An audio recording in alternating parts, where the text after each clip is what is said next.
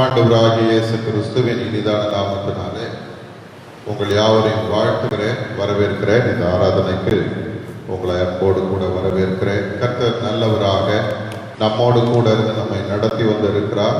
இந்த மாதத்தினுடைய முதலாவது வாரத்திலே ஞாயிற்றுக்கிழமையில தேவ சமூகத்திலே நாம் கூடி வருவது ஆண்டவர் நமக்கு தந்திருக்கிற கிருபை.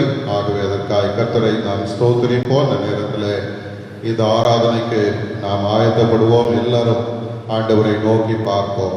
நாம் யாவரும் சேர்ந்து பாவ அறிக்கை ஜெபத்தை நாம் சொல்லுவோம். சர்வ வல்லமையும் மிகுந்த இரக்கமுள்ள பிதாவே, தப்பி போன ஆடுகளைப் போல நாங்கள் உம்முடைய வழிகளை விட்டு வழிவை அலைந்து போனோம். எங்கள் இருதயத்தின் யோசனைகளுக்கும் விருப்பங்களுக்கும் மிகவும் இணங்கி நடந்தோம். உமது பரிசுத்த கற்பனைகளுக்கு விரோதமாய் குற்றம் செய்தோம். செய்யத்தக்கவைகளை செய்யாமல் செய்யத்தகாதவைகளை செய்து வந்தோம். எங்களுக்கு சுகமே இல்லை.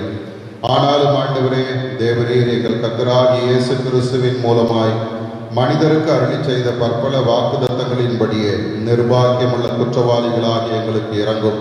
தப்பிதங்களை அறிக்கை எங்கள் மேல் பொறுமையாயிரும்.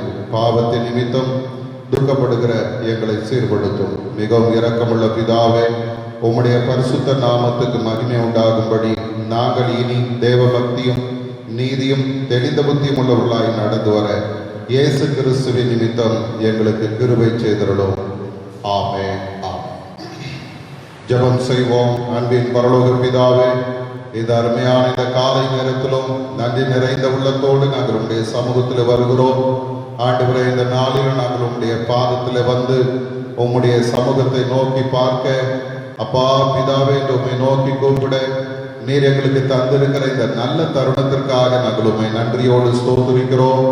இந்த நேரத்திலும் ஆண்டவரே, இந்த ஆராதனையில் எங்களோடு கலந்து கொள்கிற ஒவ்வொரு மக்களுக்காக நாங்கள் உம்மை துதிக்கிறோம். எல்லார் மேலும் ஆண்டவருடைய கரம் இருக்கட்டும். ஒவ்வொருவரையும் கர்த்தர் ஆசீர்வதியும். இந்த ஆராதனையும் எல்லா நன்மையினாலும் உடைய மக்களை நிறைத்து வழி நடத்துவீராக. பாடுகிற பாடல்களை எங்களுக்கு ஆசீர்வதித்தாரும், வாசிக்கிற வேத வசனங்களை எங்களுக்கு ஆசீர்வதித்தாரும். இந்த ஆராதனையின் துவக்கம் முதல் முடிவு வரைக்கும் ஆண்டவருடைய சமூகம் எங்களோடு கூட இருந்து எங்களை வழி நடத்துவதால் நீரே பொறுப்பெடுத்துக் கொள்ளும். இயேசுவின் மூலம் ஜெபிக்கிறோம் எங்கள் நல்ல பிதாவே. ஆமென். நம்முடைய ஆராதனைக்கு ஆரம்பமாக நம்முடைய பாடல் புத்தகத்தில் 32வது பாடல், கிருபை இதே தேவ கிருபை இதே தாங்கி நடத்தியதே என்ற பாடல். கிருபை இதே தேவ கிருபை இதே தாங்கி நடத்தியதே, இயேசுவிலே பொன்னே சரிலே ஆக மகிழ்ந்தே நாம் ஆனந்திப்போம். இயேசுவிலே பொன்னே சரிலே ஆக மகிழ்ந்தே நாம் ஆனந்திப்போம். ஆருயிர் அன்பரம் எங்களுடனே திவ்ய பாதையிலே இயேசுவரன். ஆருயிர் அன்பரம்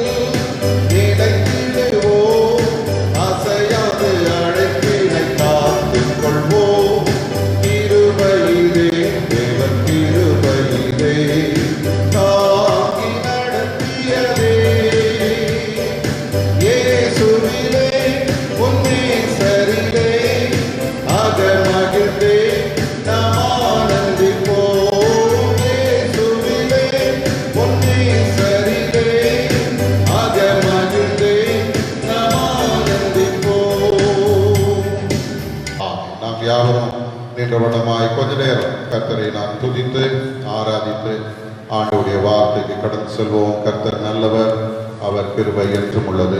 ஆண்டவருடைய பிரசன்னம், ஆண்டவருடைய பிரசன்னம் நம்மோடு கூட இருந்து நம்மை வழி நடத்துவதற்காக கர்த்தரை நாம் ஸ்தோத்தரிப்போம். ஆண்டவர் நல்லவர், அவர் கிருபை என்றும் உள்ளது. ஹல்லேலூயா. கர்த்தர் ஒவ்வொரு நாளும் நம்மை கண்மணி போல பாதுகாத்து வந்திருக்கிறார். எத்தனையோ தீங்குகள், ஆபத்துகள், நாசங்கள், மோசங்கள் நம்மை சுற்றிலும் நடந்த பொழுதும் ஆண்டவர் ஒன்றும் நம்மை சேதப்படுத்தாதபடி காத்து கொண்டாரே. அவர் நல்லவர். எல்லாரும் ஆண்டவருக்கு நன்றி சொல்லுவோம். அவர் கிருபை என்றும் உள்ளது என்று வேதம் சொல்லுகிறது போல ஆண்டவருடைய சமூகம் நம்மோடு கூட இருந்து, அவருடைய கிருபை நம்மோடு கூட இருந்து நம்மை மட்டும் பாதுகாத்து வழி நடத்தி வருகிற தயவுக்காக ஆண்டவரை நன்றியோடு கூட ஸ்தோத்தரிப்போம். ஹல்லேலூயா, ஹல்லேலூயா, ஹல்லேலூயா. ஆண்டவர் நம்முடைய எல்லா சூழ்நிலையிலும் நமக்கு உதவியாக, ஒத்தாசையாக நம்மோடு கூட இருந்து நம்மை பாதுகாத்து வழி நடத்தி வந்திருக்கிறாரே. அதற்காக ஆண்டவரை நன்றியோடு கூட ஸ்தோத்தரிப்போம். ஹல்லேலூயா. ஆண்டவருடைய வேதம் சொல்லுகிறது போல, நான் உன்னை விட்டு விலகுவதும் இல்லை, உன்னை கைவிடுவதும் இல்லை என்று சொன்ன அந்த உன்னதமான ஆண்டவர் நம்மோடு கூட இருந்து நம்மை அவர் பாதுகாத்து வழி நடத்தி வந்திருக்கிறார். சத்துரு வெள்ளம் போல வந்த சூழ்நிலையிலும் ஆண்டவர் நம்மை வெட்கப்படுத்தாதபடி நம்மை காத்து வழி நடத்தி இருக்கிறாரே. அதற்காக ஆண்டவரை நன்றியோடு கூட ஸ்தோத்தரிப்போம். ஹல்லேலூயா, ஹல்லேலூயா. அவருடைய வல்லமை உள்ள பிரசன்னம் நமக்கு முன்னும் பின்னுமாய் கடந்து வந்ததற்காக ஆண்டவரை நன்றியோடு கூட ஸ்தோத்தரிப்போம். ஹல்லேலூயா. ஆண்டவர் நம்முடைய எல்லா தேவைகளையும் சந்திக்கிற தேவன், நம்முடைய குறைவுகள் எல்லாம் நிறைவாக்குகிற தேவன். அந்த உன்னதமான ஆண்டவரை நன்றியோடு துதிப்போம். ஹல்லேலூயா. தேவன் நம்முடைய எல்லா சூழ்நிலையிலும் நம்மை அவர் பாதுகாத்து இருக்கிறார். இந்த தேவன் என்றென்றைக்கும் உள்ள சதா காலங்களிலும் நம்முடைய தேவன். மரண பரியந்த நம்மை நடத்துவார் என்ற அந்த வார்த்தையின்படியே கர்த்தர் நம்மை நடத்துகிறவராய், நம்மை ஆசீர்வதிக்கிறவராய், நம்மை பலப்படுத்துகிறவராய் நம்மோடு கூட இருக்கிறார். எல்லாரும் ஆண்டவருக்கு நன்றி சொல்லுவோமா? ஆண்டவரை பார்த்து சொல்லுங்க. ஆண்டவரே, இம்மட்ட என்னை நடத்தினவரே, இனிமேல் நீர் என்னை நடத்துவீர் ஆண்டவரே. ஹல்லேலூயா. இனிமேல் நீர் என்னை பாதுகாப்பீர் சுவாமி. ஹல்லேலூயா. அவர் நம்முடைய எல்லா சூழ்நிலையிலும் நம்மை அவர் வெட்கப்பட்டு போகாதபடி நடத்துகிற தேவன். அவர் நல்லவர், அவர் கிருபை என்றும் உள்ளது. ஹல்லேலூயா. ஆண்டவருடைய சமூகத்தை நோக்கி பார்ப்போமா? வானங்களும் வானாதி வானங்களும் கொள்ளாத ஒரு மகா பெரிய தேவன் நம்மோடு கூட இருக்கிறார். அவர் சர்வ வல்லமை உள்ளவர், அவர் சர்வ அதிகாரம் உள்ளவர். அவர் சொல்ல ஆகும், அவர் கட்டளையிட நிற்கும். அந்த ஆண்டவர் நம்முடைய வாழ்வில நம்மோடு கூட நடந்து வருகிறவர், நம்மோடு கூட கடந்து வருகிறவர். ஹல்லேலூயா. அவர் சர்வ வல்லமை உள்ளவர். தங்களுடைய படகிலே இருக்கிறார் என்று விசுவாசியான சீஷர்கள் தான் அலைகளையும் காற்றையும் கண்டு அலறினார்கள். இன்றைக்கு நம்முடைய வாழ்க்கையில நம்மை சுற்றிலும் அலைகள் மோதி அடித்துக் கொண்டிருக்கிறது, சூறாவளி வீசிக்கொண்டிருக்கிறது, பலவிதமான பிரச்சனைகள், போராட்டங்கள் நம்மை நெருக்கி கொண்டிருக்கிறது. நாம் மடிந்து போகிறோம் என்று சொல்லி அலறுகிறோம். ஆனால் ஒரு காரியத்தை நாம் மறந்து போகிறோம். சர்வ வல்லமை உள்ளவர், காற்றையும் கடலையும் அதட்டுகிற ஒரு உன்னதமான ஆண்டவர் நம்மோடு கூட இருக்கிறார். எல்லாரும் ஆண்டவருடைய சமூகத்துல விசுவாச அறிக்கை பண்ணுங்க. ஆண்டவரே, சர்வ வல்லமை உள்ளவர், நீர் என்னோடு இருக்கிறீர். ஆண்டவரே, நான் எந்த சூழ்நிலை குறித்தும் பயப்பட வேண்டிய அவசியம் இல்லை. நான் எந்த நிலையை பார்த்தும் சோர்ந்து போக வேண்டிய அவசியம் இல்லை.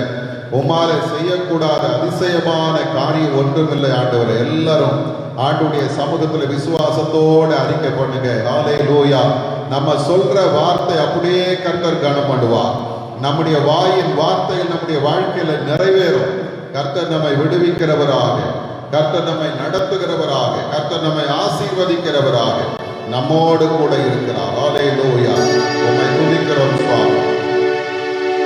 என்னை மறவா இயேசுநாதா, உந்தன் தயவா என்னை நடத்தும். என்னை மறவா இயேசுநாதா, உந்தன் தயவா என்னை நடத்தும். வல்ல ஜீவ வாக்குத்தத்தங்கள் வரைந்தனக்காய் ஈந்ததாலே ஸ்தோத்திரம்.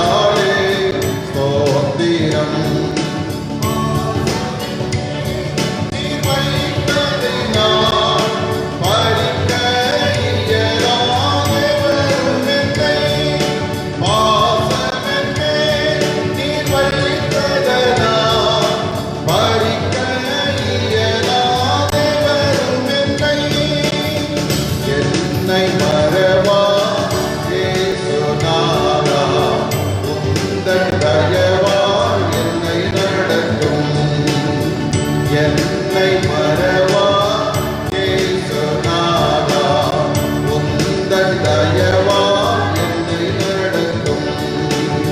தாய் தன் சேயை மறந்து விட்டாலும் மறவேன் உன்னை என்றதாலே ஸ்தோத்திரம்.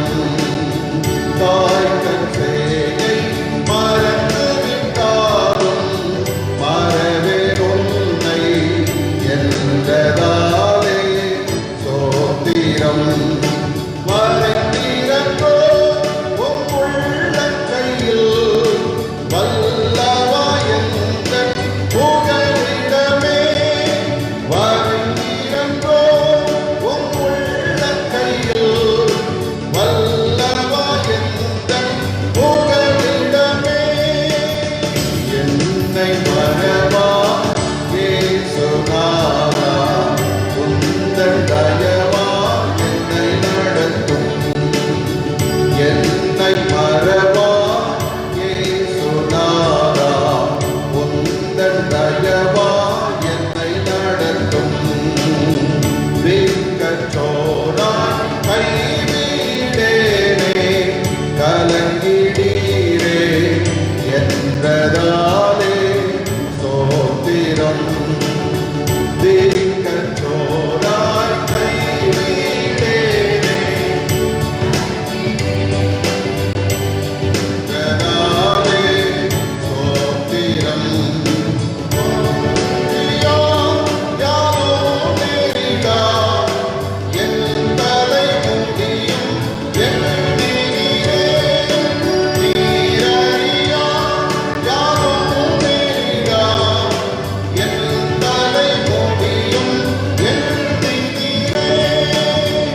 என்னை மறவா இயேசுநாதா, உந்தன் தயவா என்னை நடத்தும். என்னை மறவா இயேசுநாதா, உந்தன் தயவா என்னை நடத்தும்.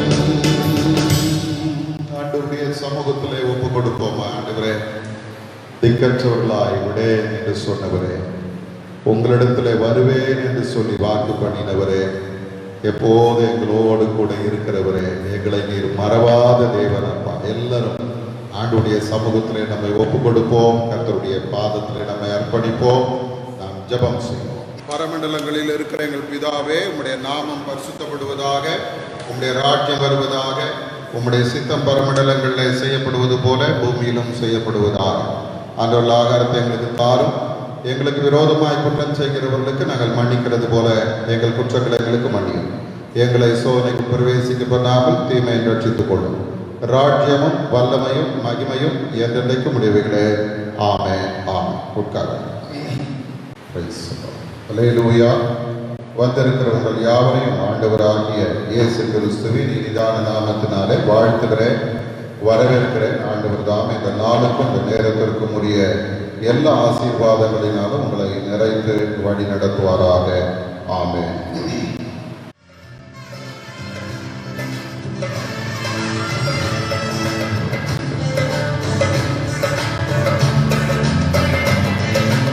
என் மீது அன்பு கூர்ந்து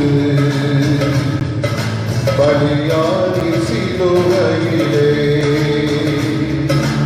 எனக்காய் ரத்தம் சிந்தி கழுவி குற்றம் நீங்க பிரித்தெடுத்தி பிறக்கும் முன்னா உமக்கென்று வாழ்ந்திட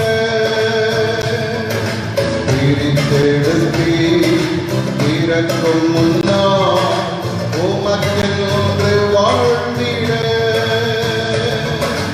ஆராதனை உமக்கே அருளினமும் உமக்கே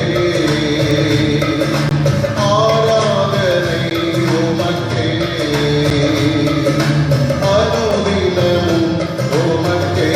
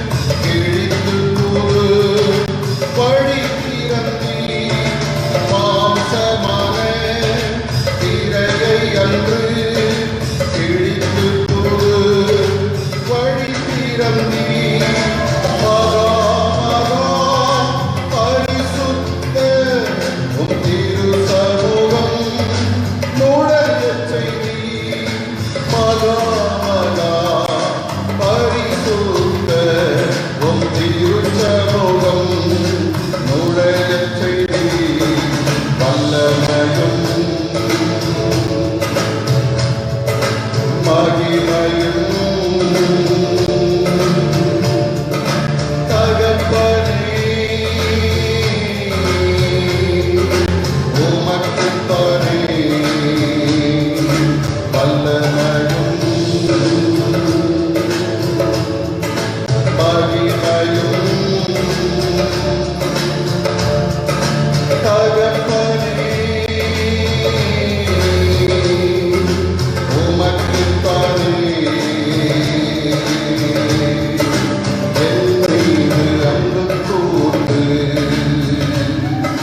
பலியாகி சிலுவையிலே எனக்காய் ரத்தம் சிந்தி கழுவினி குற்றம் மிக பிரித்தெடுத்தி பிறக்கும் முன்னால் உமக்கென்று வாழ்ந்திட பிரித்தெடுத்தி பிறக்கும் முன்னால் உமக்கென்று வாழ்ந்திட ஆராதனை உமக்கே அனுதினமும் உமக்கே ஆராதனை உமக்கே அனுதினமும் உமக்கே. சற்று நேரம் சிந்திக்கும்படியாக தெரிந்து கொண்ட வேத வசனம், வேத பகுதி நாம் எல்லாரும் சேர்ந்து வாசிக்கலாம். ரோமரின் புஸ்தகம் 8ஆம் அதிகாரம் வசனங்கள் 28 34 முடிய. ரோமரின் புஸ்தகம் 8ஆம் அதிகாரம் வசனங்கள் 28 34 முடிய நாம் சேர்ந்து வாசிக்கலாம்.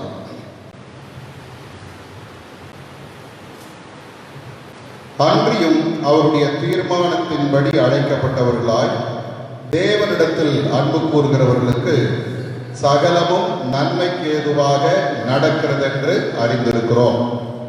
தம்முடைய குமாரன் அநேக சகோதரருக்குள்ளே முதற் பேரானவராய் இருக்கும் பொருட்டு தேவன் எவர்களை முன் அறிந்தாரோ அவர்களை தமது குமாரனுடைய சாயலுக்கு ஒப்பாய் இருப்பதற்கு முன் குறித்திருக்கிறார். எவர்களை முன் குறித்தாரோ அவர்களை அழைத்தும் இருக்கிறார். எவர்களை அழைத்தாரோ அவர்களை நீதிமான்களாக்கியும் இருக்கிறார். எவர்களை நீதிமான்களாக்கினாரோ அவர்களை மகிமைப்படுத்தியும் இருக்கிறார். இவைகளை குறித்து நாம் என்ன சொல்லுவோம்? தேவன் நம்முடைய பட்சத்தில் இருந்தால் நமக்கு விரோதமாய் இருப்பவன் யார்? தம்முடைய சொந்த குமாரன் என்றும் பாராமல் நம் எல்லாருக்காகவும் அவரை ஒப்புக் கொடுத்தவர் அவரோடு கூட மற்ற எல்லாவற்றையும் நமக்கு அருளாதிருப்பது எப்படி? தேவன் தெரிந்து கொண்டவர்கள் மேல் குற்றம் சாட்டுகிறவன் யார்? தேவனே அவர்களை நீதிமான்களாக்குகிறவர். ஆக்கினைக்குள்ளாக தீர்க்கிறவன் யார்? கிறிஸ்துவே மரித்தவர், அவரே எழுந்தும் இருக்கிறவர், அவரே தேவனுடைய வலது பார்சத்திலும் இருக்கிறவர், நமக்காக வேண்டுதல் செய்கிறவரும் அவரே. ஆண்டவர் தாம் இந்த திருவசனங்களை ஆசீர்வதிப்பாரார். அருமையானவர்களே, நாம் இந்த மாதத்தினுடைய வாக்குத்தத்தமாக இந்த ரோமரின் புஸ்தகம் 8ஆம் அதிகாரம் 28வது வசனத்தை நாம் சிந்தித்தோம். அன்றியும் அவருடைய தீர்மானத்தின்படி அழைக்கப்பட்டவர்களாய் தேவனிடத்தில் அன்பு கூறுகிறவர்களுக்கு சகலமும் நன்மைக்கேதுவாக நடக்கிறதென்று அறிந்திருக்கிறோம் என்று சொல்லி பவுல் அப்போஸ்தலன் இங்கே சொல்லுகிறதை நாம் பார்க்கிறோம். இந்த 8ஆம் அதிகாரம், ரோமர் 8ஆம் அதிகாரத்தை நீங்கள் ஆரம்பத்திலிருந்து வாசிப்பீர்களானால் மாம்சத்திலே நடத்தப்படுகிறவர்களையும் ஆவியிலே நடத்தப்படுகிறவர்களையும் குறித்து பவுல் அப்போஸ்தலன் முதல் பகுதியிலே சொல்லுகிறார். இரண்டாவது பகுதியிலே பரிசுத்த ஆவியானவர் ஒரு மனிதனுடைய வாழ்க்கையில கிரியை செய்கிறதை பற்றி அவர் பேசுகிறார். கடைசியாக நம்மை நேசிக்கிற ஒரு ஆண்டவர் என்று சொல்லி ஒரு உன்னதமான தேவனை நமக்கு அறிமுகப்படுத்துகிறார். இதிலே நாம் பார்க்கும்போது பரிசுத்த ஆவியானவர் ஒரு மனிதனுக்குள்ளே கிரியை செய்யும் பொழுது அவனுடைய வாழ்க்கையில நடக்கிற ஒரு மேன்மையான காரியத்தை தான் இந்த 28வது வசனத்திலே நாம் பார்க்கிறோம். அன்றியும் அவருடைய தீர்மானத்தின்படி அழைக்கப்பட்டவர்களாய் தேவனிடத்தில் அன்பு கூறுகிறவர்களுக்கு சகலமும் நன்மைக்கு ஏதுவாக நடக்கிறது என்று சொல்லுகிறது. புதிய மொழிபெயர்ப்பிலே நீங்கள் பார்ப்பீர்களானால் பரிசுத்த ஆவியானவர் நம்மோடு கூட இருந்து செயல்பட்டு எல்லாவற்றையும் நம்முடைய வாழ்க்கையில நன்மையாக அவர் செய்கிறார் என்று சொல்லி அங்கே சொல்லப்படுகிறது. எல்லாம் என் வாழ்க்கையில நன்மையாய் நடக்கும். கேட்கும் போது ரொம்ப சந்தோஷமாக இருக்கிறது. ஆனால் அந்த எல்லாம் நன்மையாய் நடக்கும் என்று சொல்லுகிற அந்த சூழ்நிலையில 2 காரியங்கள் நடக்கிறது. அது நடந்தால்தான் எல்லாம் நன்மையாய் நடக்கும். அதைத்தான் பவுல் அப்போஸ்தலன் இங்க 2 வார்த்தையில அவன் சொல்லுகிறான். ஒன்று நாம் செய்ய வேண்டியது, இன்னொன்று கர்த்தர் நம்மிடத்திலே செய்வது. இன்றைக்கு நாம் தியானிக்க போகிறது கர்த்தர் நம்மிடத்திலே செய்த காரியத்தை நாம் சிந்திக்க போகிறோம். ஆகவே என் வாழ்க்கையில எல்லாம் நன்மையாய் நடக்கும். சரிங்களா? கர்த்தர் என்னிடத்திலே செய்கிறது என்ன அப்படின்னா, அந்த முதல் பகுதி சொல்லுகிறது அவருடைய தீர்மானத்தின்படி அவர் நம்மை அழைத்திருக்கிறார். அல்லேலூயா. 2வது ஒரு காரியம் நடக்கிறது. நம்ம செய்யறோம். என்ன செய்யறோம்? அவரிடத்தில் அன்பு கூறுகிறவர்கள். இது 2ம் சரியாக இருந்தால்தான் எல்லாம் நன்மைக்கு ஏதுவாக நடக்கும். எங்கேயோ ஒரு இடத்துல நாம குறைவுபட்டு விட்டு என் வாழ்க்கையில எல்லாமே தீமையாய் நடக்கிறது அப்படின்னு நம்ம மனக்குறைவு படுவோமானால் அதனால ஒரு பிரயோஜனமும் இல்லை. ஆனால் இந்த இடத்துல வேதம் நமக்கு கற்றுத் தருகிற காரியத்தை நாம் இப்பொழுது சிந்திக்க போகிறோம். முதல்ல பாருங்க, அவர் நம்மிடத்துல தம்முடைய தீர்மானத்தின்படி, அல்லது வேதம் சொல்லுகிறது அவருடைய திட்டத்திற்கு ஏற்றபடி நம்மை அழைத்திருக்கிறார். அவருடைய திட்டம் என்ன? இது ஒரு கேள்வி இருக்கு. அவர் என்ன திட்டம் வைத்திருக்கிறார்? அவர் என்ன சித்தம் வைத்திருக்கிறார்? ஏன் என்னை அழைத்தார் அப்படின்னு நீங்க கேட்டீங்கன்னா அதையும் பவுல் அப்போஸ்தலன் சொல்லுகிறார். 29வது வசனத்தில் முதல் பகுதியில் சொல்லுகிறது, தம்முடைய குமாரன் அநேக சகோதரருக்குள்ளே முதற் பேரானவராய் இருக்கும் பொருட்டு. அப்போ அவருக்கு ஒரு திட்டம் இருக்கிறது. என்ன திட்டம் என்றால், தன்னுடைய குமாரன் அதாவது இயேசு கிறிஸ்து எல்லா சகோதர சகோதரிகளுக்கும் முதற் பேரானவராக இருக்கணும். அப்படியே அவர் விரும்புகிறார். அப்போ நம்ம பாஷையில சொல்ல போனா, என் பிள்ளை எல்லாருக்கும் முதன்மையான பிள்ளையாக இருக்கணும் அப்படின்னு அவர் விரும்புகிறார். அப்படி விரும்புகிறதுல இன்னொரு காரியத்தை நாம் பார்க்கிறோம். எல்லாருக்கும் அவர் சகோதரனாக, முதல் சகோதரனாக இருக்க வேண்டும் என்று ஆண்டவர் விரும்பும் போது, அடுத்தது தானாகவே இன்னொரு காரியம் அங்க நடக்கிறது. என்ன தெரியுமா? உங்களையும் என்னையும் அவர் தம்முடைய பிள்ளைகளாக மாற்றிக் கொள்கிறார். அப்பதானே நம்ம அவருக்கு சகோதரர்களாக முடியும். அப்படி இல்லைன்னா நம்ம யாரோ அவர் யாரோ அல்ல. எல்லாரையும் பார்த்து அண்ணான்னு சொல்லலாம். ஆனா உண்மையான உறவுன்னு ஒன்று வரும்பொழுது அங்க ஒரு ரத்த சம்பந்தமான உறவு வரணும். அப்பதான் அண்ணன், என்னுடைய மூத்த சகோதரன், என்னுடைய மூத்த சகோதரி என்று நாம் சொல்ல முடியும். அப்ப இந்த இடத்துல ஆண்டவர் பாருங்க ஒரு திட்டம் வைத்திருக்கிறார். என்னுடைய குமாரன் இங்க இருக்கிற எல்லா சகோதர சகோதரிகளுக்கும் முதற் பேரானவராய் இருக்க வேண்டும். அவர் இவர்களுக்கு மூத்த சகோதரனாய் இருக்க வேண்டும் என்று அவர் விரும்பினதினாலதான் அவர் நம்மை தம்முடைய பிள்ளைகளாக மாற்றுகிறார். அருமையானவர்களே, வேதம் சொல்லுகிறது பாருங்க. யோவானின் புஸ்தகம் 1ஆம் அதிகாரம் 12வது வசனத்திலே நாம் பார்க்கும்போது, அவரிடத்துல விசுவாசம் வைக்கிறவர்கள், அவருடைய நாமத்தின் மேல் விசுவாசம் வைக்கிறவர்கள் எத்தனை பேர்களோ அத்தனை பேர்களையும் அவருடைய பிள்ளைகளாகும்படி அவர்களுக்கு அதிகாரம் கொடுப்பார் என்று வேதம் சொல்லுகிறது. அப்ப நம்ம எல்லாருக்கும் ஆண்டவர் ஒரு அதிகாரம் கொடுக்கிறார். என்ன அதிகாரம்? நாம் அவருடைய பிள்ளைகளாக மாறுவது. அப்போஸ்தலர் நடவடிக்கைகளின் புஸ்தகம் 13ஆம் அதிகாரத்திலே 33வது வசனத்திலே பார்க்கும்போது அங்கே வேதம் சொல்லுகிறது, இயேசுவை எழுப்பினதினாலே தேவன் நம்முடைய பிதாக்களுக்கு அருளி செய்த வாக்குத்தத்தத்தை அவர்களுடைய பிள்ளைகளாகிய நமக்கு நிறைவேற்றினார். அப்ப அவர்களுடைய பிள்ளைகளாகிய நமக்கு ஆண்டவர் ஒரு பெரிய பாக்கியத்தை வைத்திருக்கிறார். என்ன? நாமும் அவருடைய பிள்ளைகளாக மாறுகிறோம். ரோமரின் புத்தகம் 8ஆம் அதிகாரத்திலே பார்க்கும்போது 16வது வசனத்திலே சொல்லுகிறது, பரிசுத்த ஆவியானவர் என்ன செய்கிறாரா? நாம் தேவனுடைய பிள்ளைகளாய் இருக்கிறோம் என்று ஆவியானவர் தாமே நம்முடைய ஆவியுடனே கூட சாட்சி கொடுக்கிறார்.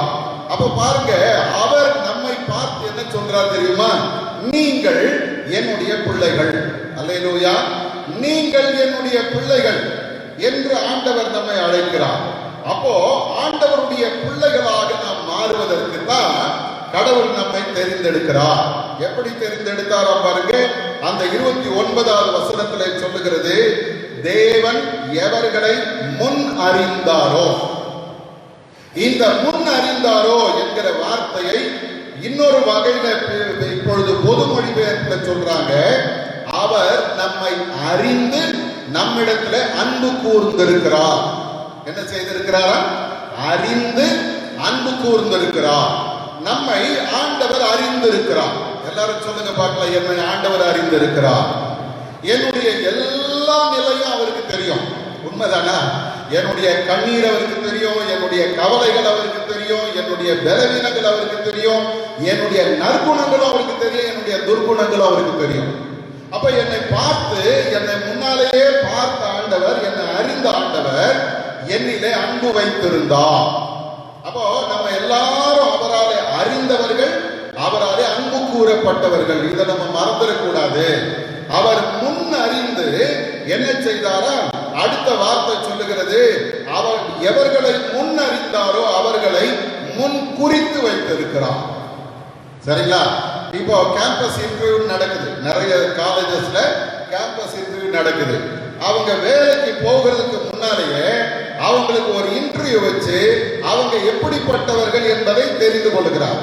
அவங்களுக்கு திறமை இருக்குதா, அவன் நல்லா வேலை செய்வானா, இவன் நமக்கு ஒத்து வருவானா தெரிந்து கொண்ட பிறகு அவங்களுக்கு ஒரு அப்பாயின்மெண்ட் ஆர்டர் கையில கொடுத்துடுறாங்க. நீ படிச்சு முடிச்சதும் வந்து என்ன பண்ணு, ஜாயின் பண்ணிக்க. அப்ப ஆண்டவரும் நமக்கு என்ன செய்திருக்கிறார்?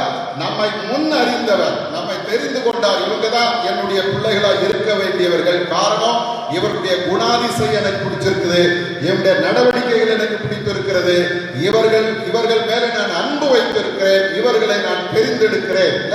அங்க முன் அறிந்தவர் அடுத்தது என்ன பண்ணிட்டாரா? முன் குறித்து வைத்திருக்கிறார். அல்லேலூயா! எனக்கு அருமையானவர்களே, என்னை ஆண்டவர் என்ன செய்திருக்கிறார்? முன் அறிந்தவர், என்னிடத்தில் அன்பு வைத்தவர், என்னை இப்ப அவர் முன் குறித்து வைத்திருக்கிறார். நீதான் என்னுடைய பிள்ளையாக வேண்டும். அல்லேலூயா! இங்க வந்திருக்கிற நம்மெல்லாம் எதேச்சியா வந்துடல. இந்த சத்தத்தை கேட்டுக் கொண்டிருக்கிறவர்கள் எங்க இருந்தாலும் சரி, நீங்க எதேச்சியா ஆண்டவரை தெரிந்து கொள்ளவில்லை. ஆண்டவர் உங்களை முன் அறிந்து உங்களை நேசித்ததுனால உங்களை அவர் முன் குறித்து வைத்தவர். இவர்கள் தான் என்னுடைய பிள்ளைகள். அல்லேலூயா! முன் குறித்து வைத்திருக்கிறார். இந்த முன் குறித்த ஆண்டவர் தான் நம்முடைய வாழ்க்கையில நமக்கு சில நன்மைகளை தந்து அவர் நம்மை ஆசீர்வதித்து அவருடைய பிள்ளைகளாக மாற்றுகிறார். இந்த இடத்துல நாம் பார்க்கும்போது ஒரு காரியத்தை தெரிஞ்சுங்க, நான் இயேசுவை ஏற்றுக்கொண்டேன். இது நம்ம பல நேரங்கள்ல சொல்லுகிறோம். நான் இயேசுவை ஏற்றுக்கொண்டேன். நீங்க ஒண்ணு அவரை ஏற்றுக்கல, அவர் உங்களை முன் குறித்ததுனாலதான் நீங்க அவரை ஏற்றுக்கொள்ள முடிந்தது. பிதாவானவர் ஒரு மனிதனை இழுத்து கொண்டால்தான் அவன் தேவனிடத்துல வர முடியும், இல்லைன்னா வரவே முடியாது. அப்போ நம்ம ஆண்டவராலே முன் குறிக்கப்பட்டவர்கள். இதை நம்ம தெரிந்து வைத்து விட்டோமானால் அடுத்தது நம்முடைய வாழ்க்கையில நம்ம எப்பேற்பட்ட நிலையில் இருந்தாலும் முன் குறித்த ஆண்டவர் தம்முடைய பிள்ளையாக நம்மை மாற்றுவார். அல்லேலூயா! அததான் இங்க வேதம் அடுத்த பவுலப்போஸ்தலன் அந்த தொடர்ந்து வருகிற 30வது வசனத்துல அவன் 3 காரியங்களை சொல்றான். முன் குறித்து வைத்தவர். முதலாவது என்ன செய்கிறாரா பாருங்க, எவர்களை முன் குறித்தாரோ அவர்களை அழைத்தும் இருக்கிறார். முதல்ல என்ன நடக்கிறது பாருங்க, ஒரு அழைப்பு கடவுள் கொடுக்கிறார், அழைப்பு கொடுக்கிறார். இந்த அழைப்பு என்கிற இந்த வார்த்தையை நீங்க கிரேக்க பதத்திலிருந்து நேரடியாக மொழிபெயர்ப்பீர்களானால் அது என்ன என்ன இது தெரியுங்களா? நம்மை ஒரு விருந்தினராக, நம்மை ஒரு முக்கியஸ்தராக கடவுள் நம்மை அழைக்கிறார். எப்படி? நம்ம வீட்டுக்கு ஒருத்தர் வந்து ஒரு இன்விடேஷன் வைக்கிறாங்க, வச்சுட்டு அவங்க சொல்றாங்க, இன்ன தேதியில கல்யாணம் வச்சிருக்கிறோம், நீங்க தவறாம வந்துடணும். அந்த அழைப்பு நமக்கு கொடுக்கப்படுகிறது. அந்த அழைப்பு நீங்க பாத்தீங்கன்னா வேதத்திலேயே நாம் பார்க்கிறோம். மத்தேயு சுவிசேஷத்துல 22ஆம் அதிகாரத்தை நீங்கள் பார்ப்பீர்களானால் அங்கே ஒரு ராஜா வீட்டுல ஒரு கல்யாணம் நடக்குது. ராஜா வீட்டு கல்யாணம். ராஜா எல்லா பெரிய ஆட்களுக்கெல்லாம் செய்தி சொல்லி அனுப்பிட்டாரு. கல்யாணத்துக்கு வந்துருங்க, கல்யாணத்துக்கு வந்துருங்கன்னு சொல்லி செய்தி சொல்லி அனுப்பிட்டாரு. 4வது வசனத்துல பாருங்க, அவங்க என்ன பண்றாங்க? அழைக்கப்பட்டவர்களை, அந்த 3வது வசனம் சொல்லுது, அழைக்கப்பட்டவர்களை கல்யாணத்திற்கு வர சொல்லும்படி அவன் தன் ஊழியக்காரரை அனுப்பினான். அவர்களோ வர மனதில்லாது இருந்தார்கள். அவங்களுக்கு ஒரு கூட்டம், அந்த அழைக்கப்பட்ட ஆட்களுக்கு என்ன இல்லை, வர்றதுக்கு மனம் இல்லை. ஆகவே அடுத்தது அவர் என்ன பண்றாரு பாருங்க, வேறு ஊழியக்காரரை அழைத்து, நீங்கள் போய் இதோ என் விருந்தை ஆயத்தம் பண்ணினேன், என் எருதுகளும் கொழுத்த ஜந்துக்களும் அடிக்கப்பட்டது, எல்லாம் ஆயத்தமாயிருக்கிறது, வாருங்கள் என்று அழைக்கப்பட்டவர்களுக்கு சொல்லுங்கள் என்று அனுப்பினார். அழைக்கப்பட்டவர்களுக்கு சொல்லுங்கள், ஞாபகப்படுத்துறான். திரும்பவும் ராஜா என்ன பண்றாரு? ஞாபகப்படுத்துறாரு. எல்லாம் பந்தி எல்லாம் ரெடி ஆயிடுச்சையா, ஆடு மாடெல்லாம் அடிச்சு வச்சாச்சு, எல்லாம் ரெடியா இருக்குது, பிரியாணி ரெடியா இருக்குது, எல்லாம் சிக்கன் 65 எல்லாம் ரெடியா இருக்குது, வாங்க அப்படின்னு சொல்லி அவர்களை அழைத்த பொழுது வேதம் சொல்லுகிறது, அழைக்கப்பட்டவர்களோ அதை அசட்டை பண்ணி, ஒருத்தன் சொல்றான் தன் வயலுக்கும் ஒருவன் தன் வியாபாரத்துக்கும் போய்விட்டார்கள். மற்றவர்கள் அவன் ஊழியக்காரரை பிடித்து அவமானப்படுத்தி கொலை செய்தார். இது ஒரு கூட்டம், இது ஒரு கூட்டம். அழைக்கப்பட்டவர்கள்ல ஒரு கூட்டம் என்ன பண்ணுதுன்னா, வரமாட்டோம், எங்களுக்கு வேலை இருக்குதுன்னு சொல்லிட்டாங்க. அதை விட்டு அதையும் தாண்டி அடுத்தது அழைக்க போன விருந்தினர், அந்த வேலைக்காரர்கள் என்ன பண்ணிட்டாங்க? அடிச்சு கொலை பண்ணிட்டாங்க. இப்ப ராஜா பார்க்கிறாரு, இவங்க என்னுடைய கல்யாணத்துல கலந்து கொள்வதற்கு தகுதியானவர்கள் அல்ல என்று சொன்னவன் இப்ப என்ன பண்றான்? 9வது வசனத்துல சொல்லுகிறது, நீங்கள் வழி சந்திகளிலே போய் காணப்படுகிற யாவரையும் கல்யாணத்திற்கு கூட்டிக் கொண்டு வாருங்கள். கல்யாணத்துக்கு என்ன பண்ணுங்க? கூட்டிக் கொண்டு வாருங்கள். அப்போ 10வது வசனம் சொல்லுகிறது, அந்த ஊழியக்காரர் புறப்பட்டு வழிகளிலே போய் தாங்கள் கண்ட நல்லார் பொல்லார் யாவரையும் கூட்டிக் கொண்டு வந்தார்கள். கல்யாண சாலை விருந்தாளிகளால் நிறைந்தது. அல்லேலூயா. வர வேண்டியவன் வரல. யார் வந்திருக்கிறது தெரியுங்களா? ரோட்டு ஓரத்துல கிடந்தவன், சும்மா ஊர் சுத்திக்கிட்டு இருந்தவன், இல்ல கொலை அடிச்சவன், திருடினவன், பொய் சொன்னவன், எல்லாம் இப்போ அவங்களதான் கூட்டிட்டு வர்றாங்க. எல்லாரையும் ராஜா கொண்டு வந்து, அந்த வேலைக்காரன் கொண்டு வந்து பந்தியை நிரப்பிட்டாங்க. அருமையானவர்களே, இந்த இடத்துல நாம் பார்க்கிறது என்ன தெரியுங்களா? அநேகர் தங்களுடைய அழைப்பை உதாசீனப்படுத்தி விட்டார்கள். அநேகர் அழைக்க வந்தவர்களையும் அவமானப்படுத்தி விட்டார்கள். ஆகவே ராஜா என்ன பண்றாரு? சும்மா போறோம் வர்றவன் எல்லாம் வாங்க, யார் யார் வர்றீங்களோ என் கல்யாணத்துக்கு வாங்கன்னு சொல்லி கூப்பிட்டாரு. கூப்பிட்டவர் என்ன பண்றாரு தெரியுங்களா? அவர்களை தகுதிப்படுத்துகிறார்.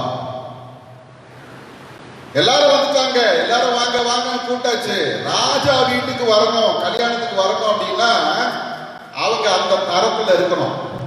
இல்ல எல்லாரும் அங்க போய் உட்கார்ந்துட முடியாது. சில நேரங்கள்ல பாத்தீங்கன்னா ரோட்ல ஒரு சிலர் போவாங்க, கல்யாண வீடு பார்த்தா உடனே உள்ள நுழைஞ்சிருவாங்க சாப்பிட்டு போறதுக்காக. அவங்கள பார்த்தாவே கண்டுபிடிச்சிடலாம். ஏன்னா அந்த தரத்துக்கு இவன் இருக்க மாட்டான். இவன் கொஞ்சம் அப்படியே ஒரு மாதிரி அழுக்கான ட்ரெஸ் எல்லாம் போட்டு போவான்.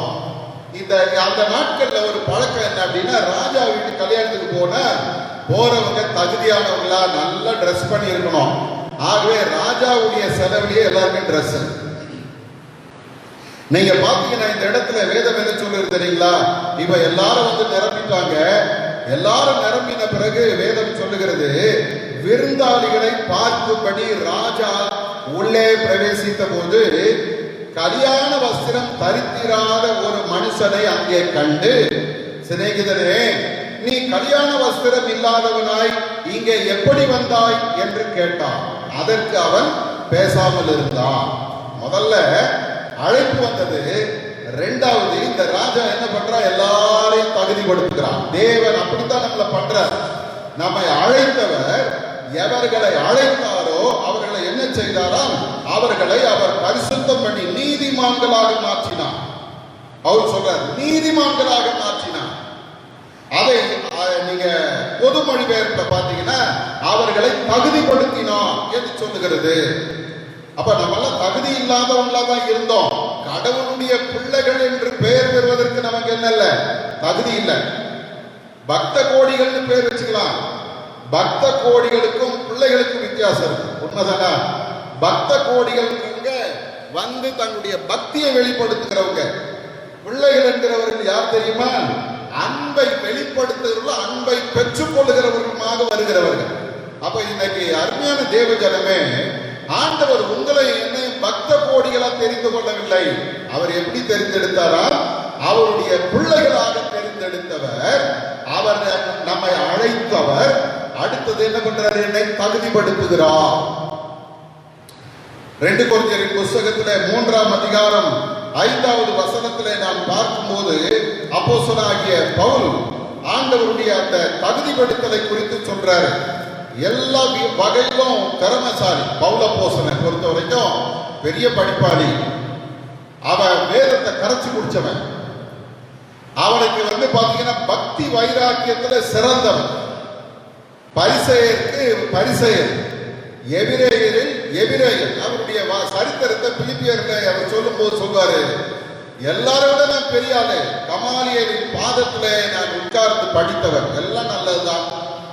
அவ்வளவு படித்த படிப்பாளி இங்க சொல்றாரு பாருங்க. 2 கொரிந்தியர் 3ஆம் அதிகாரம் 5வது வசனத்துல என்ன சொல்றாரு தெரியுமா? எங்களால் ஏதாயிலும் ஆகும் என்பது போல ஒன்றை யோசிக்கிறதற்கு நாங்கள் எங்களாலே தகுதியானவர்கள் அல்ல. நாங்க இதை செஞ்சுட்டோங்க, நாங்க இதை சாதிச்சோம் அப்படின்னு சொல்றதுக்கு எங்களுக்கு எந்த தகுதியுமே இல்லை சொல்லிவிட்டு அவர் சொல்றாரு, எங்களுடைய தகுதி தேவனால் உண்டாயிருக்கிறது. ஒரு அல்லேலூயா சொல்லுங்க. நம்ம எல்லாருக்கும் ஆண்டவர் தந்திருக்கிற இந்த தகுதி என்னால வந்தது அல்ல, நம்மால வந்தது அல்ல. நல்லா தெரிஞ்சுங்க. இன்னைக்கு நிறைய நேரங்கள்ல நம்ம நினைக்கிறோம், நான் நிறைய ஜெபம் பண்றதுனால ஆண்டவர் என்னை தெரிந்தெடுத்தார், நான் அவருக்கு ரொம்ப பிரியமா இருந்ததுனால கடவுள் என்னை தெரிந்தெடுத்தார், என்னை இதெல்லாம் செய்ய வைத்தார், நான் ரொம்ப படிச்சிருக்கிறதுனால ஆண்டவர் என்னை தெரிந்தெடுத்தார், நிறைய காணிக்க கொடுக்கிறதுனால ஆண்டவர் என்னை தெரிந்தெடுத்தார். அதனால இந்த கதெல்லாம் அவருக்கு முன்னால ஒண்ணுமே கிடையாது. நம்ம கிட்ட இருக்கிற எந்த நன்மையும் அவருக்கு முன்னால போய் நின்றால் அதெல்லாம் வேதம் சொல்லுகிறது அழுக்கான கந்தை. அப்போ அழுக்கான கந்தை போன்ற நம்முடைய வாழ்க்கையை கடவுள் தகுதிப்படுத்துகிறார். பவுல் சொல்றாரு பாருங்க, எங்களுடைய தகுதி தேவனால் உண்டாயிருக்கிறது. ஏசாயாவின் புத்தகத்திலே நாம் பார்க்கும்போது 50ஆம் அதிகாரம் 8வது வசனத்திலே சொல்லுகிறார், என்னை நீதிமானாக்குகிறவர் எனக்கு சமீபமாயிருக்கிறார். அல்லேலூயா. கடவுள் கிட்ட நம்ம நெருங்க நெருங்க நெருங்க அவர் நம்மை தகுதிப்படுத்தி கொண்டே இருக்கிறார். நம்ம பரிசுத்தமாக்கப்பட்டு கொண்டே இருக்கிறோம். இல்ல, குடிகாரன் கொலைகாரன் எல்லாம் ஆண்டவருடைய நாமத்தில் அவரிடத்துல வரும்போது அந்த பழைய வாழ்க்கை மாறுகிறது, ஒரு புது வாழ்க்கையை கடவுள் கொடுக்கிறாரு. இப்ப இவர்கள் தகுதி பெற்றவர்களாகி மாறுகிறார்கள். ஒருத்தர் பார்த்த ஒரு பிரசங்கியர், அவர் சர்ச் வச்சிருக்கிறார். அவர் பேச மைக் எடுத்தாருன்னா சென்னை தமிழ் கொச்சையா வரும், அப்படிதான் பேசுவார். பேசக்கூட தெரியாது, ஏதோ பேசுவார். அவருடைய சாட்சியை கேட்டீங்கன்னா அவர் சொன்னாரு, நான் ஒரு இந்து கோயில்ல பூசாரியா இருந்தேன், போதா கொலைக்கு மந்திரம் எல்லாம் பண்ணுவேன், அவர் சொன்னாரு, எலுமிச்சை பழத்தை அப்படியே மிதக்க வைப்பேன். யார் வீட்லயாவது பணம் கறக்கணும்னு நினைச்சோம்னா அவங்க வீட்டுக்கு முன்னால ஒரு எலுமிச்சை பழத்தை வெட்டி அதுக்கு மேல குங்குமம் தடவி அவங்க வாசல்ல வச்சுட்டு வந்துட்டேன்னா அவன் தானா என்ன தேடி வருவான். இப்படியெல்லாம் செய்து கொண்டிருந்த என்னை கடவுள் ரட்சித்தார். அவர் சொன்னாரு, ஆண்டவர் என்ன ரட்சித்தாரு, இன்றைக்கு அதே மந்திரம் பண்ணுகிறவனுக்கு எதிராக கடவுளுடைய நாமத்தை சொல்லுவதற்கு ஆண்டவர் என்னை தூக்கி நிறுத்தி இருக்கிறார். அவ கடவுள் எப்படி எப்படியோ ஒவ்வொருத்தரையும் தகுதிப்படுத்துகிறார். இங்கேயே மத்தேயுல நாம் பார்த்தோமே 22ஆம் அதிகாரத்துல அவர் என்ன பண்றாரு பாருங்க.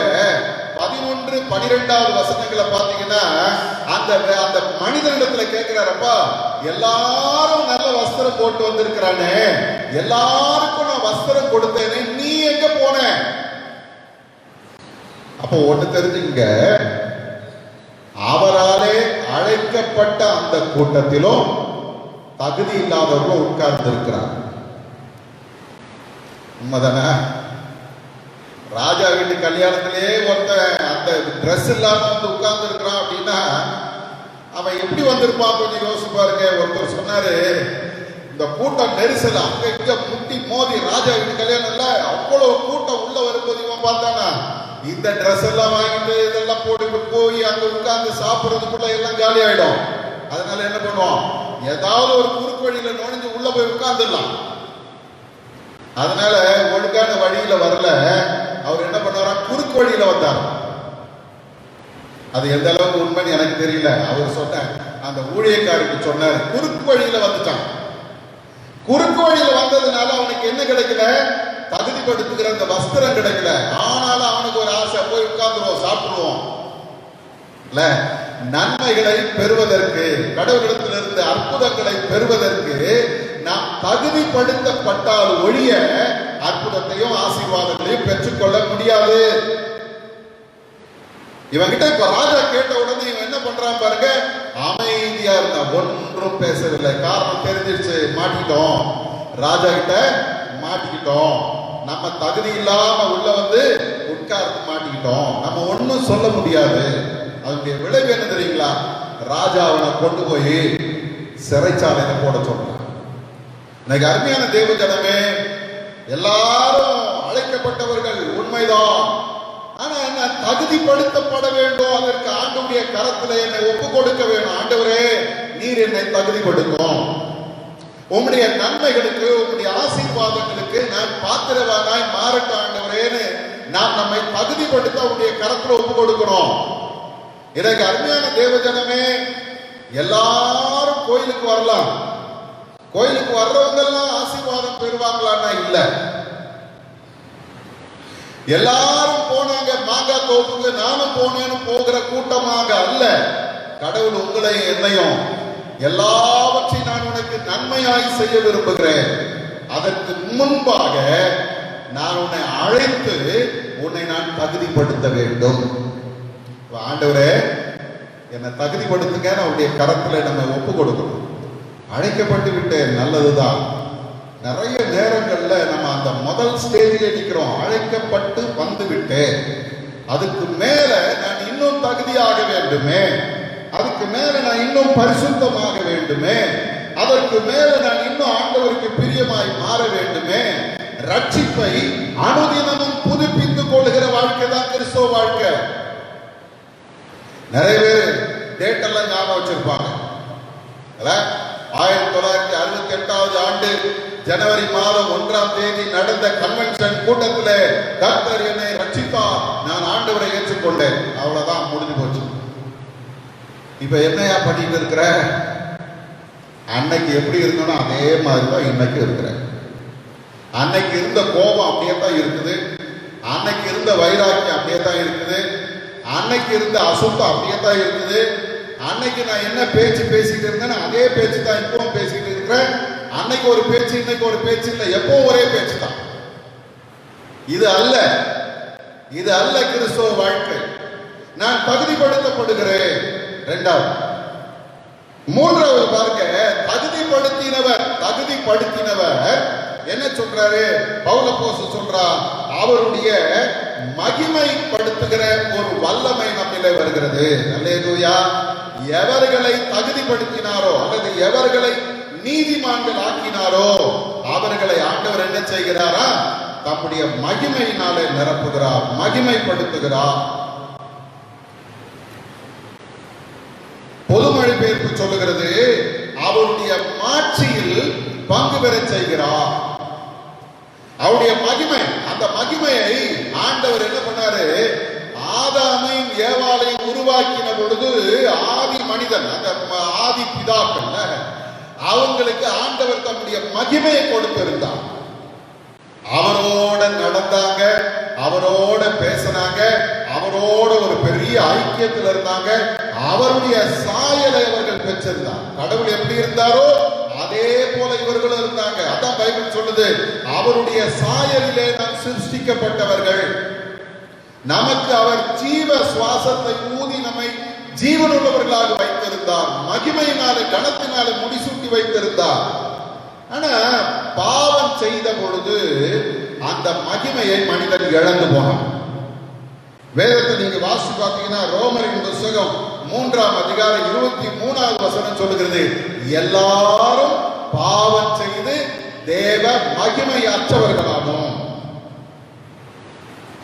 எல்லாருக்குள்ளேயும் பாவம் இருக்குது. பாவம் இல்லாத மனுஷன் ஒருத்தனும் கிடையாது. தாவீது சொல்லும்போது சொல்றாரு, என் தாய் என்னை பாவத்தில் கற்பம் தரித்தால். அப்ப எல்லாருக்குள்ள என்ன இருக்குது?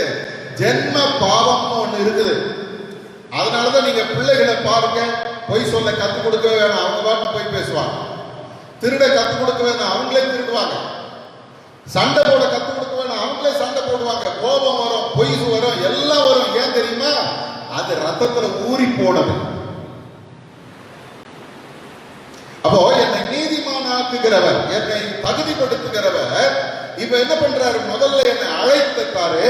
அழைத்தவர் என்னுடைய பாவங்களை மன்னித்து என்னுடைய எல்லா சாபங்களை மாற்றி என்னை தகுதிப்படுத்தின பொழுது அடுத்தது அவர் தானா எனக்கு தருகிற 3வது ஒரு காரியம் தெரியுமா?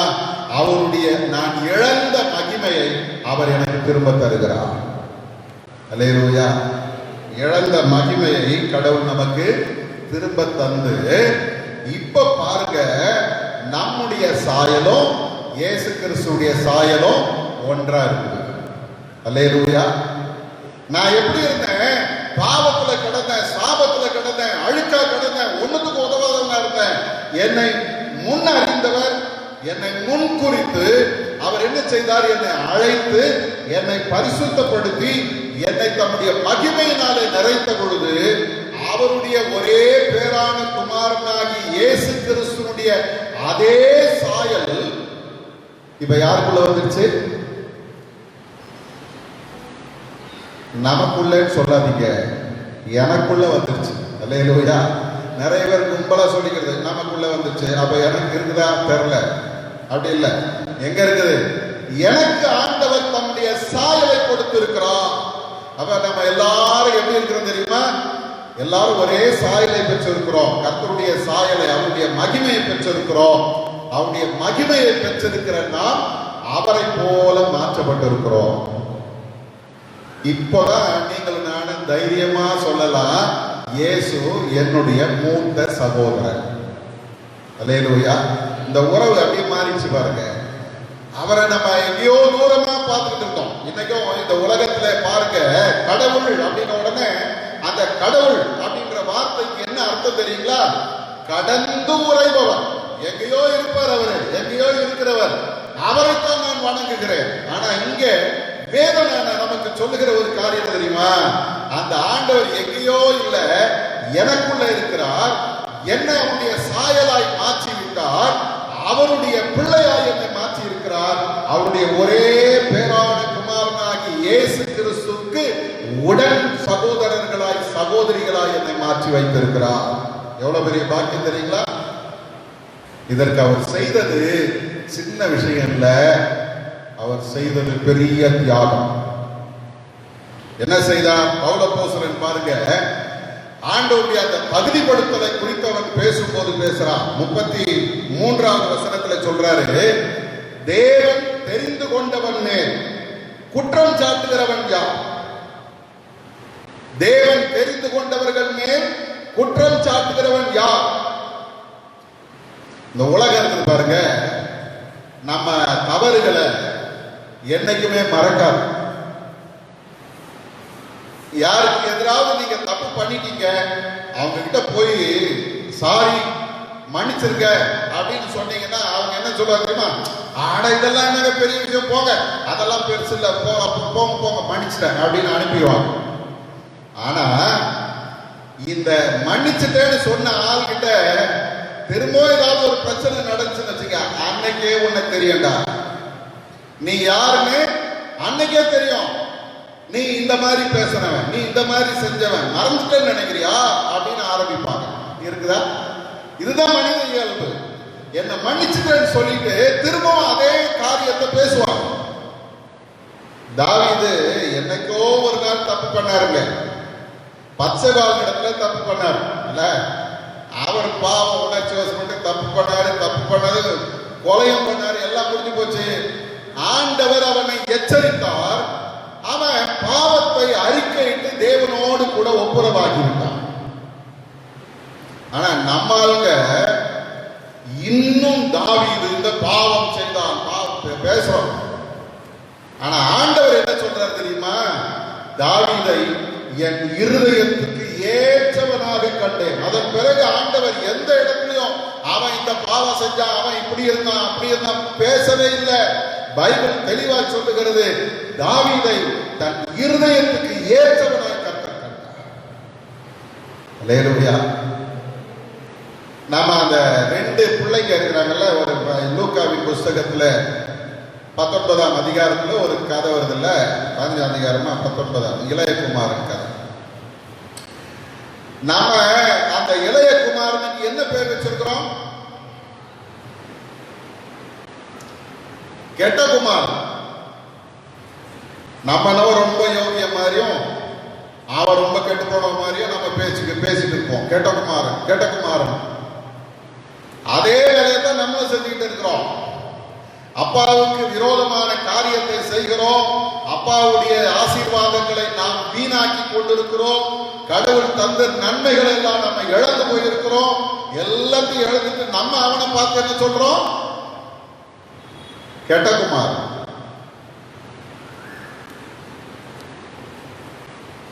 ஆண்டவர் அப்படி பார்க்கலையே.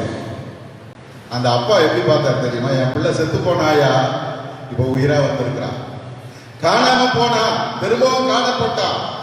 அடிங்க, கொழுத்த கன்றுகளை அடிங்க, பெரிய விருந்து பண்ணுங்க, என் பிள்ளை வந்ததை நான் கொண்டாடணும். அப்பாவுக்கு தெரிஞ்சதெல்லாம் அது ஒண்ணுதான். என் பிள்ளைய நான் தண்டிக்க போகல, என் பிள்ளைய நான் குற்றப்படுத்த விரும்பல, என் பிள்ளை திரும்ப வந்தது எனக்கு பெரிய சந்தோஷம். அதே ஆண்டவர் தான் இங்கே இருக்கிறாரு. பைபிள் சொல்லுது, தேவன் தெரிந்து கொண்டவர்கள் மேல் குற்றம் சாட்டுகிறவன் யார்? தேவனே அவர்களை நீதிமான்கள் ஆக்குகிறார். நீ யாரையா என்னை குறை சொல்றதுக்கு? அவர் என்னை நீதிமானாக்கி வைத்திருக்கிறார், அவர் என்னை தகுதிப்படுத்தி வைத்திருக்கிறார்.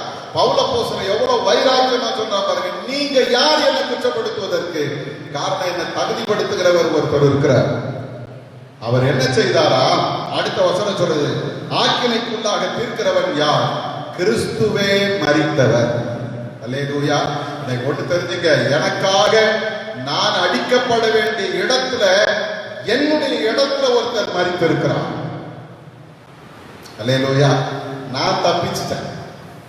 கேஸ் போட்டிருந்தா என் மேலதான் போட்டிருக்கணும், என்னதான் கொண்டு போய் அந்த தூக்கு மேடையில நிறுத்தி இருக்கணும். ஆனா எனக்கு பதிலாக ஒருத்தர் அத்தனை தண்டனைகளையும் அவர் ஏற்றுக்கொண்டார். இவ என் மேல இருந்த எல்லா குற்றச்சாட்டை யார் மேல இருக்குது? இயேசு கிறிஸ்து மேல இருக்குது. அவர் எனக்காக மரித்து விட்டார், இனி நான் மரிக்க தேவையில்லை. அல்லேலூயா. எனக்காக மரித்தவர். அடுத்தது சொல்றார், அவரே எழுந்து இருக்கிறார். அவர் செத்து போகல, அவர் செத்து போனவர் அல்ல, ஜீவன் உள்ளவர். என்ன செய்திருக்கிறார்? எனக்காக எழுந்திருக்கிறார். உயிர்த்தெழுந்த கிறிஸ்துவதை நீங்கள் நான் ஆராதிக்கிறோம், செத்து போன தெய்வத்தை அல்ல. எனக்கு பல நேரங்களில் நம்ம ஆண்டவரை எப்படி பார்க்கிறோம்? பலனற்றவர்களாக, ஒண்ணுமில்லாதவரா பார்த்துக்கிட்டு இருக்கிறோம். நல்லா தெரிஞ்சுங்க, நீங்களும் நானும் ஆராதிக்கிற அந்த இயேசு உயிரோடு எழுந்தவர். எதற்காக? எனக்காக. அல்லேலூயா. இருக்கிற கல்லறைகளுக்கெல்லாம் ஒரு மதிப்பு உண்டு இல்லை? மெரினா பீச்சுக்கு போனீங்கன்னா அங்கே ஒரு 3 கல்லறை இருக்குது. அதுக்கு கூட்டம் ஜேன்னு வருது. அந்த கல்லறைக்கு என்ன பெருமை தெரியுமா? அதுக்கு உள்ள இன்னார் இருக்கிறாங்கன்னு பெருமை. ஆனா ஏசாமியினுடைய கல்லறைக்கு ஒரு பெருமை என்ன தெரியுமா? அதுக்குள்ள யாருமே இல்லைன்ற பெருமை. அல்லேலூயா. இதுதான் வித்தியாசம். உலக கல்லறைகளுக்கும் என் ஆண்டவருடைய கல்லறைக்கும் வித்தியாசம் இருக்குது.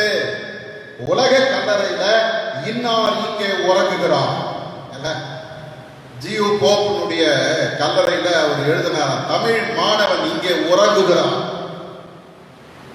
இங்க கல்லறைக்கு போனீங்கன்னா கிறிஸ்துவுக்குள் மரிக்கிறவர்கள் பாக்கியவான். வசனம் எல்லாம் நல்லாதான் இருக்கும். நான் சில நேரங்கள்ல அந்த வசனங்களை படிச்சுட்டு மனசுக்குள்ள ஒரு கேள்வி கேட்பேன், இவர் எந்த மாதிரி வாழ்ந்திருப்பாரோ தெரியல. ஆனா வசனம் மாத்திரம் பாத்தீங்கன்னா கிறிஸ்துவுக்குள் மரிக்கிறவர்கள் பாக்கியவான். நல்ல போராட்டம் போராடினேன், ஓட்டத்தை முடித்தேன், விசுவாசத்தை காத்துக்கொண்டேன். என்னென்னமோ வசனம் எல்லாம் இருக்குது. ஆனா இங்க பாருங்க, ஆண்டவர் உயிரோடு எழுந்திருக்கிறார். முதல்ல எனக்காக மரித்தவர், எனக்காக உயிர்த்தெழுந்தவர். மூன்றாவது எனக்காக தேவனுடைய வலது பாசத்திலே உட்கார்ந்து இருக்கிறவர். அல்லேலூயா. எனக்கு ஒரு வக்கீல் இருக்கிறாருங்க. எல்லாரும் தைரியமா சொல்லலாம், எனக்கு ஒரு வக்கீல் இருக்கிறாரு. அவர் எங்க இருக்கிறார் தெரியுமா? பிதாவுடைய வலது பாசத்திலே உட்கார்ந்து இருக்கிறார். அவர் அவரோடு கூட உட்கார்ந்து கொண்டு என்ன செய்யறார் தெரியுங்களா? அடுத்த வசனம் சொல்லுகிறது, நமக்காக வேண்டுதல் செய்கிறவரும் அவரே. எனக்கு ஆண்டவர் எனக்காக அங்க ஆண்டவர் பிதாவிடத்துல, இயேசு எனக்காக பிதாவிடத்துல என்ன செய்கிறாரா? வேண்டிக் கொண்டிருக்கிறார். ஒருவேளை அவர் அப்படி வேண்டுதல் செய்யாம போனா நம்முடைய நிலைமை எப்படி இருந்திருக்கும்? கொஞ்சம் அப்படியே கற்பனை பண்ணி பாருங்களேன். நான் செய்கிற ஒவ்வொரு பாவத்துக்கும் எனக்கு என்ன உண்டு? தண்டனை கிடைச்சிக்கிட்டே இருக்கு. ஒவ்வொரு முறையும் நான் தப்பு பண்ணா உடனே பிதாவானவர் என்ன பண்றாரு? தண்டிப்பார். ஆனா அந்த தண்டனை வராமல் இருப்பதற்கு ஒரு பெரிய ஆண்டவருடைய பக்கத்திலே உட்கார்ந்துட்டு அவர் பேசுறாரு, இல்லப்பா இவனை கொஞ்சம் மன்னிச்சு விட்டுருங்க, கொஞ்சம் இறக்கம் காண்பீங்க, இந்த முறை இருக்கட்டும், இந்த முறை பரவாயில்ல விட்டுருங்க, இந்த முறை இப்படியே தான் போயிட்டு இருக்குது. எனக்கு ஆண்டவர் நம்மை தகுதிப்படுத்தி வைத்திருக்கிறார். எனக்கு ஒரு காரியத்தை நீங்கள் நானும் தெரிஞ்சுக்கணும். ஒருவேளை நம்முடைய வாழ்க்கையில இதுவரைக்கும் நாம் தகுதிப்படுத்தப்படாதவர்களாய் வாழ்ந்திருப்போமானால் இன்றைக்கு ஆண்டவருடைய கரத்துல ஒப்பு கொடுப்போம். எனக்காக நீங்க வந்தீங்க ஆண்டவரே, எனக்காக நீங்க மரித்தீங்க, எனக்காக உயிரோடு எழுப்பினீங்க, எனக்காக பிதாவிடத்துல உட்கார்ந்து எனக்காக பரிந்து பேசிக் கொண்டிருக்கிறீங்கப்பா. அந்த ஆண்டவர் என்னை தகுதிப்படுத்த, நாம் தகுதிப்படுத்தப்பட்டு அவருடைய மகிமையை பெற்று விட்டோமானால் பவுல் சொல்ற வார்த்தை நம்முடைய வாழ்க்கையில் அப்படியே நிறைவேற. என்ன சொல்லுது? சகலமும் நன்மைக்கு எதுவாய் நடக்கும். அல்லேலூயா. மந்திரத்துல மாங்காய் விடாது. ஆனா எப்பொழுது நாம் ஆண்டவரை முழுமையாய் பற்றி கொண்டு அவர் தருகிற அந்த நன்மையை, அவருடைய அந்த பரிசுத்தத்தை, அந்த மீட்பை நாம் தகுதிப்படுத்திக் கொள்ள நாம் பெற்று வாழ்வோமானால் அப்பதான் நமக்கு ஆண்டவருடைய ஆசீர்வாதம், அந்த எல்லாம் நன்மையாய் நடக்கும் என்கிற அந்த ஆசீர்வாதம் நம்முடைய வாழ்க்கையில் வரும். எல்லாரும் அப்படியே கண்களை மூடுவோமா? ஆண்டவருடைய சமூகத்துல ஒரு விசை நம்மை அர்ப்பணிப்போமா? ஆண்டவரே, என்னை முன்னறிந்தவர், என்னை தெரிந்து கொண்டு அல்லது என்னை அறிந்து என் மேல அன்பு வைத்தவர், என்னை முன் குறித்திருக்கிறீர், என்னை உரிமையாளனாக உம்முடைய பிள்ளையாக என்னை நீர் குறித்து வைத்து விட்டீரப்பா. நாங்கள் உம்முடைய ஒரே பேரான குமாரனாகி இயேசு கிறிஸ்துவின் சாயலை பெற்றவர்களாய், அவருடைய சகோதரர்களாய் சகோதரிகளாய் வாழும்படி நீர் எங்களை தெரிந்தெடுத்திருக்கிறீர்,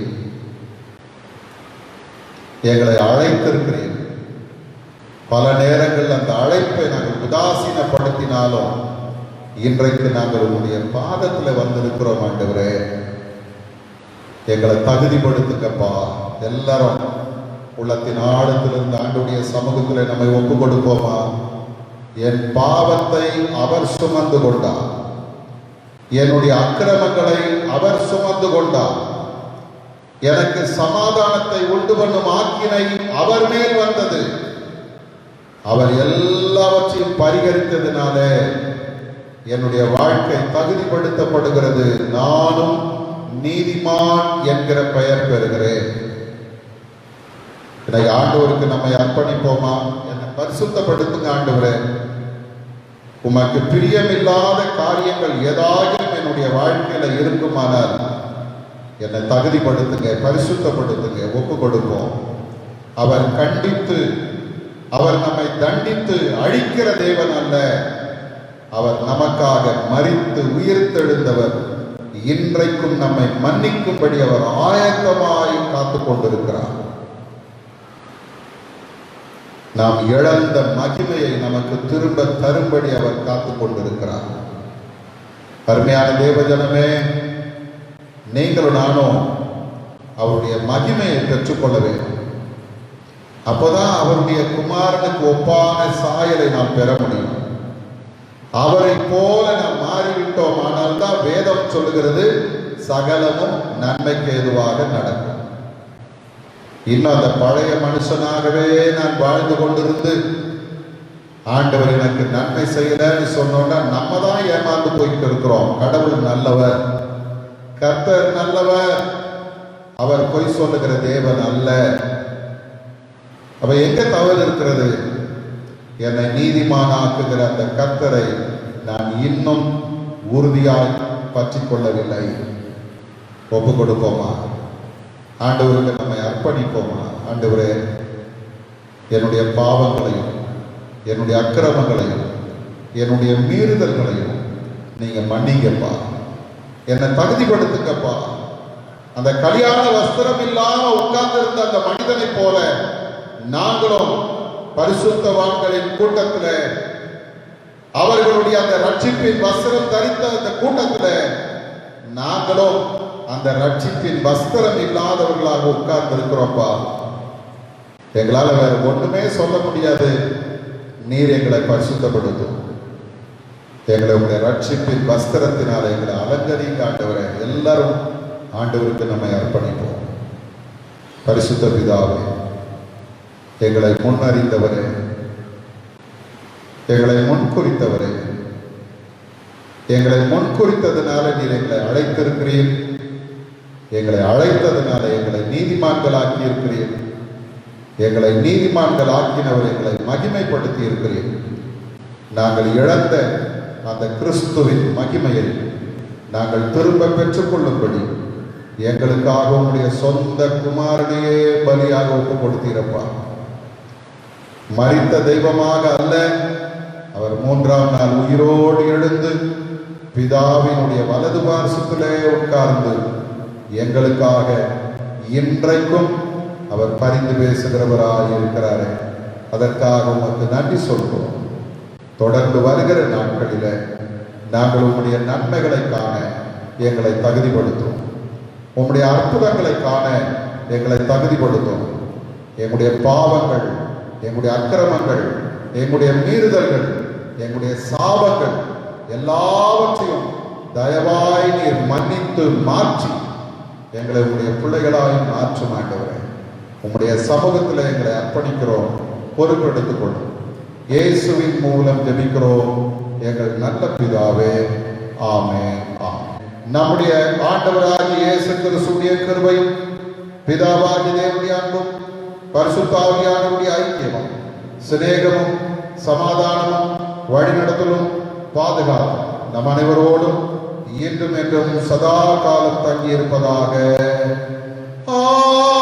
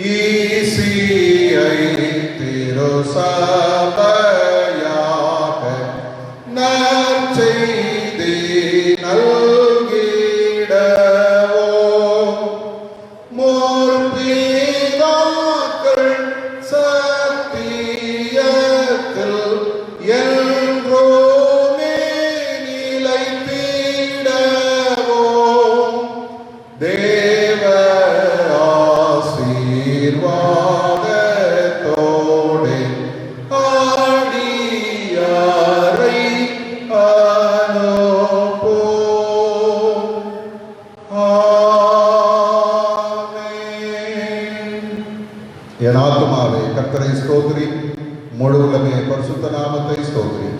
என் ஆத்துமாவே கர்த்தரை ஸ்தோத்திரி, அவர் செய்த சகல உபகாரங்களையும் மறவாதே. ஆமென். கர்த்தர் உங்களோடு இருப்பாராக. சமாதானத்தோட போக கடவோம். ஆமென். அல்லேலூயா, அல்லேலூயா, அல்லேலூயா. ஆண்டவர் தாமே உங்களை ஆசீர்வதித்து வழி நடத்துவாராக. ஆமென்.